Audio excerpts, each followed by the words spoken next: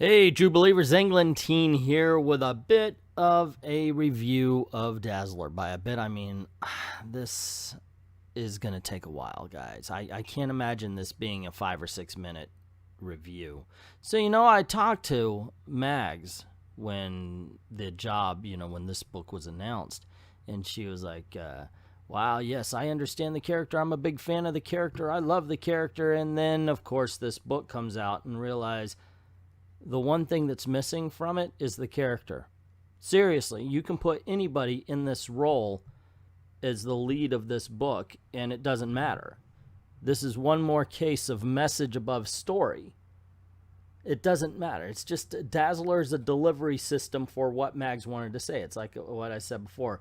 Oh, I've got a voice, but not Dazzler's voice. You have no idea what to do with Dazzler's voice. Oh, and by the way, it's not good on the cover to put a reminder of the greatness that Dazzler was. She was never great.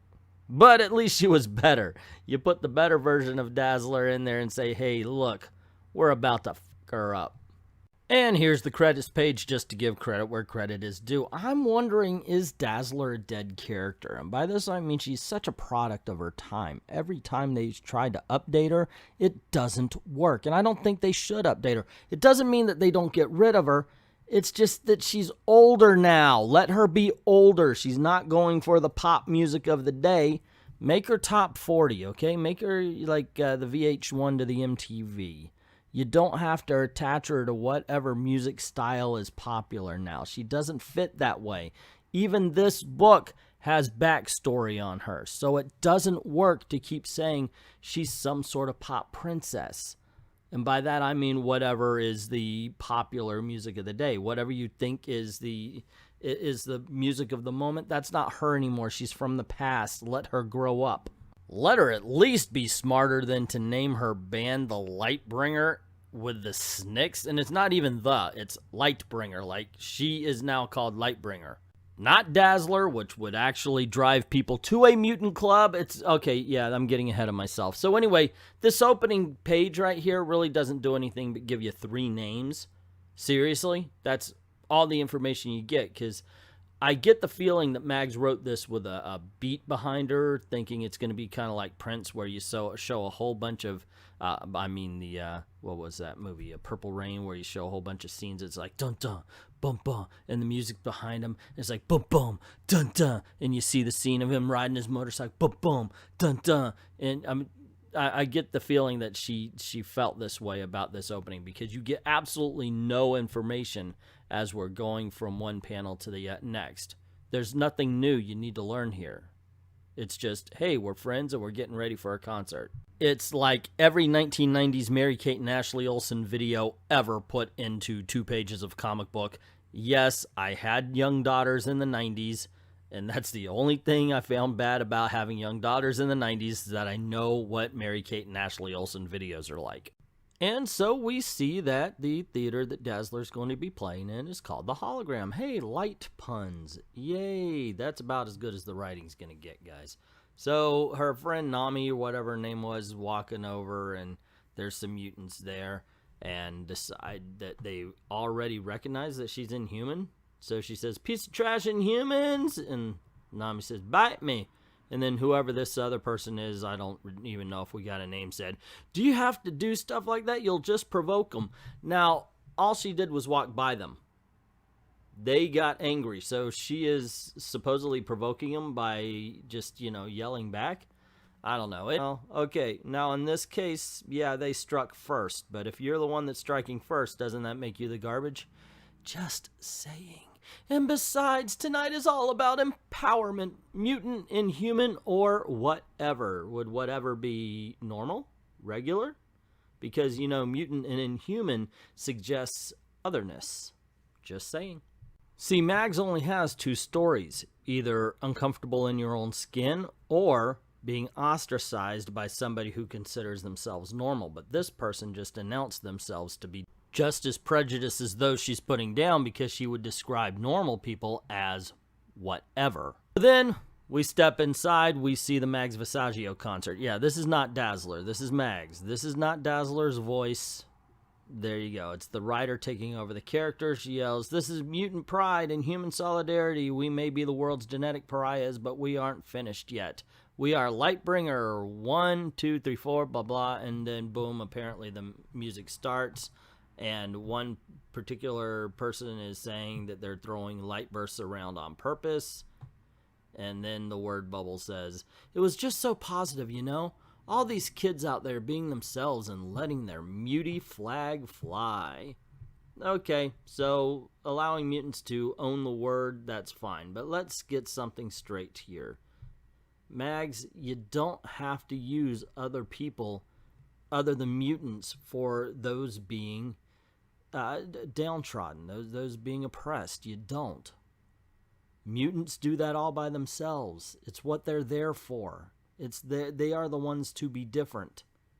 The stories I think she's trying to tell is that of those who have felt prejudice by others are now feeling prejudice towards each other. I think that would have worked a lot better if she kept it in the mutant community. Like, say, maybe normal human-looking mutants would treat animalistic mutants like pets, or be more afraid of the demonic-looking mutants and such. But then there's a really weird line of dialogue here, because she says, "Wow, what was that all about?" And her friend says, "They're called the Mutant Action. This really nasty anti-human, basically a street gang nonsense." And Dazzler says, "Dang, can't say I'm surprised, though. This has been coming." Wait, what? Like, what's been coming? Because usually people say, okay, it's been coming, like it's been deserved. Like mutants attacking Inhumans has been deserved. It's been a long time coming that we need to attack Inhumans.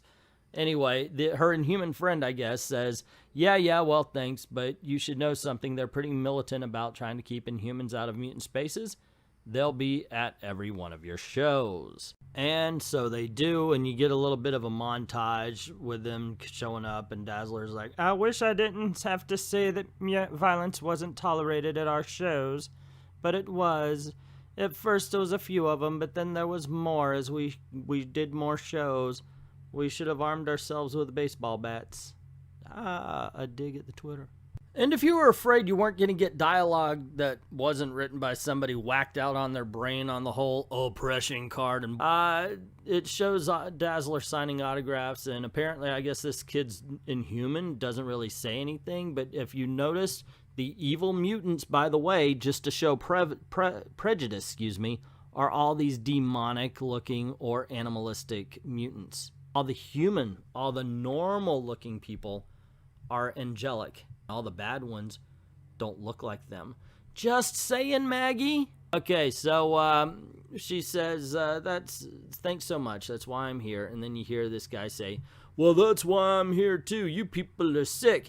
You know that treating Inhumans like they're us. Nobody's bringing Thor or the Hulk here. Why? Because they're just superpowered humans. Inhumans are just humans. They don't get to colonize our oppression," said nobody ever. The Dazzler says, "All right, dude, get that nasty stuff out of my face before I blast you with so much light your grandkids will be blind." Our hero, ladies and gentlemen. So the next time we see Dazzler, she's talking to a friend who I don't think was introduced. Is this the drummer or something like that? Anyway, she's talking to him, and just to show that Mags doesn't know that people don't like other people because of things they do rather than what they are, she has Dazzler say this: "I'm not even a little surprised to see this kind of hate festering in the mutant community. People get desperate. Inhumans outnumber us now, and up until they stop the Terrigen Mists, more were cropping up every day, and we're still coming back from the brink of extinction." Yeah, I'm sorry. Wasn't it because the Terrigen Mists, or Terrigen, whatever you want to call them, killed mutants? So maybe they actually did see a war. There was a war between mutants and Inhumans. It's not just because of what they are, it's kind of what they did. Anyway, I'm gonna wrap this thing up because the story doesn't get any better, and it's definitely just, oh my gosh. Okay, so anyway, this part right here, you have the same guy who was in the last. Remember, they're saying more and more show up. There's only this one guy, and he's giving Dazzler's friend a problem. "Oh, Inhumans can't come in. This is our show now."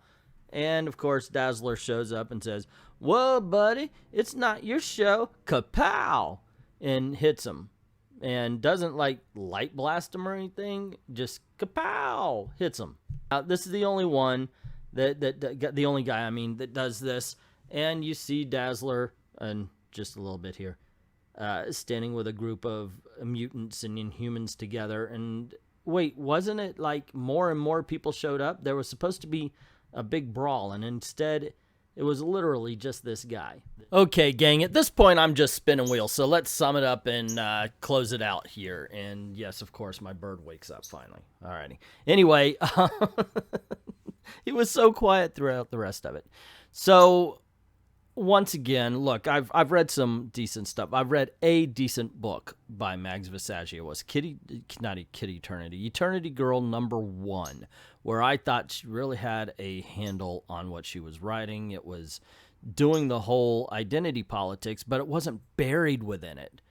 It was finding the voice of the character, and that is and always seems to be the trouble, not just with Mags Vissagio, but with a lot of modern day writers. They, instead of finding the character's voice and telling a story within that structure, they put their voice into the character and then do whatever they want. And that leads to a lot of betrayals of who these people really are. And by that, I mean the characters. I mean, we've been around reading these things. I've been around with Dazzler since the beginning. I remember picking up the first issue off the 7-Eleven rack and loving it. And yes, I did collect all 40 issues of the first run, including the graphic novel. I love the Dazzler as a character. And I'll tell you right now, as I said before, Dazzler is a product of her time. And I think she should be allowed to grow up. Think about this. Kitty Pryde and Dazzler showed up roughly around the same time. And if you read Kitty Pryde today, you see a character progression. But you never see a progression with Dazzler because she's always updated instead.